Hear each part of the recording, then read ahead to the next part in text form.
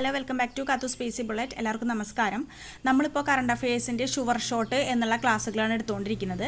അപ്പോൾ ഇന്ന് മൂന്നാമത്തെ ക്ലാസ്സാണ്. എല്ലാവർക്കും ക്ലാസ്സിലേക്ക് സ്വാഗതം.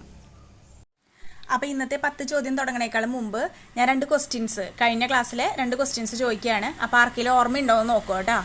അത് ഉത്തരം കിട്ടുകയാണെങ്കിൽ നിങ്ങൾ കമൻറ്റ് ബോക്സിൽ അത് ടൈപ്പ് ചെയ്തിടുക. ഓക്കെ. അപ്പോൾ ഒന്നാമത്തെ ചോദ്യം ഇതാണ്: ലിഗ്നോസാറ്റ് ഏത് രാജ്യം വികസിപ്പിച്ചെടുത്തതാണ്? എന്താണ് ഇതിൻ്റെ പ്രത്യേകത? അതാണ് ഒന്നാമത്തെ ചോദ്യം. ലിഗ്നോസാറ്റ് ഏത് രാജ്യം വികസിപ്പിച്ചെടുത്തതാണ്? എന്താണ് അതിൻ്റെ പ്രത്യേകത?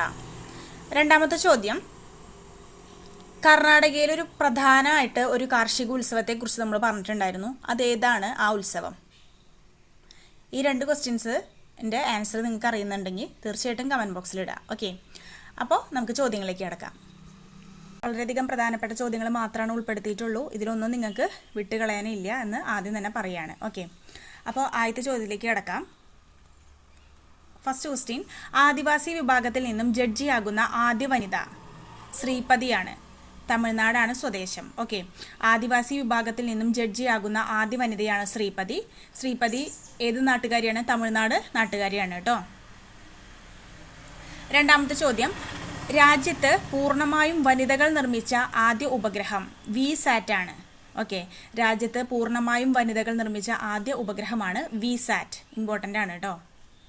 അടുത്ത ചോദ്യം: കേരള ബാങ്കിൻ്റെ നിലവിലെ CEO ജോർട്ടി എം ചാക്കോ ആണ്. കേരള ബാങ്കിൻ്റെ പുതിയ CEO ആരാണ്? ജോർട്ടി എം ചാക്കോ. വളരെയധികം പ്രധാനപ്പെട്ടതാണ്. നാലാമത്തെ ചോദ്യം: ബേസിക് സ്ട്രക്ചർ ആൻഡ് റിപ്പബ്ലിക് എന്ന കൃതി രചിച്ചത് PS ശ്രീധരൻ പിള്ളയാണ്. ബേസിക് സ്ട്രക്ചർ ആൻഡ് റിപ്പബ്ലിക് എന്ന കൃതി രചിച്ചത് PS ശ്രീധരൻ പിള്ള. അഞ്ചാമത്തെ ക്വസ്റ്റ്യൻ: സാറ ജോസഫിൻ്റെ ഏറ്റവും വലിയ പുസ്തകം ലില്യപ്പ. ഓക്കെ. സാറ ജോസഫിൻ്റെ ഏറ്റവും വലിയ പുസ്തകമാണ് ലില്യപ്പ. നെക്സ്റ്റ് ക്വസ്റ്റ്യൻ: ഫാത്തിമ ബീവിയുടെ ഓർമ്മയ്ക്കായി ലൈബ്രറി കോർണർ ആരംഭിച്ച ജില്ലാ കോടതി പത്തനംതിട്ട ജില്ലാ കോടതിയാണ്. അപ്പം അന്തരിച്ച ഫാത്തിമ ബീവിയുടെ ഓർമ്മയ്ക്കായിട്ട് ലൈബ്രറി കോർണർ ആരംഭിച്ച ജില്ലാ കോടതി പത്തനംതിട്ട ജില്ലാ കോടതിയാണ്. ഇമ്പോർട്ടൻ്റ് ആണ്. അടുത്ത ചോദ്യം: നീതി ആയോഗിൻ്റെ നിലവിലെ vice chairman, most repeated question ആണ്, സുമൻ ബെറി ആണ്. ഓക്കെ. അതിനൊന്നും മാറ്റില്ല. അപ്പോൾ നീതി ആയോഗ് എപ്പോഴും ചോദിക്കുന്ന ഒരു ക്വസ്റ്റ്യൻ ആണ്. ഓക്കെ. അപ്പോൾ അതിൻ്റെ ഇപ്പോഴത്തെ വൈസ് ചെയർമാൻ ആരാണ്? സുമൻ ബെറി ആണ്. അടുത്ത ക്വസ്റ്റ്യൻ: നീതി ആയോഗിൻ്റെ നിലവിലെ CEO, അതും ഒരുപാട് തവണ റിപ്പീറ്റ് ചെയ്ത് ചോദിച്ചിട്ടുണ്ട്, BVR സുബ്രഹ്മണ്യം. നീതി ആയോഗിൻ്റെ നിലവിലെ CEO ആരാണ്? BVR സുബ്രഹ്മണ്യം. അടുത്ത ക്വസ്റ്റ്യൻ: ദേശീയ പട്ടികജാതി കമ്മീഷന്റെ നിലവിലെ ചെയർമാൻ കിഷോർ മക്വാനയാണ്. ദേശീയ പട്ടികജാതി കമ്മീഷന്റെ നിലവിലെ ചെയർമാൻ കിഷോർ മക്വാന. ആൻഡ് ഇന്നത്തെ ചോദ്യത്തിൽ ലാസ്റ്റ് ചോദ്യമാണ് കേട്ടോ. ഇന്നത്തെ ക്ലാസ്സിൽ ലാസ്റ്റ് ചോദ്യമാണ്. ദേശീയ പട്ടികവർഗ കമ്മീഷന്റെ നിലവിലെ ചെയർമാൻ അന്തർ സിംഗ് ആര്യയാണ്. അപ്പോൾ പട്ടികജാതി കമ്മീഷൻ്റെ ആരായിരുന്നു? കിഷോർ മക്വാനയാണ്.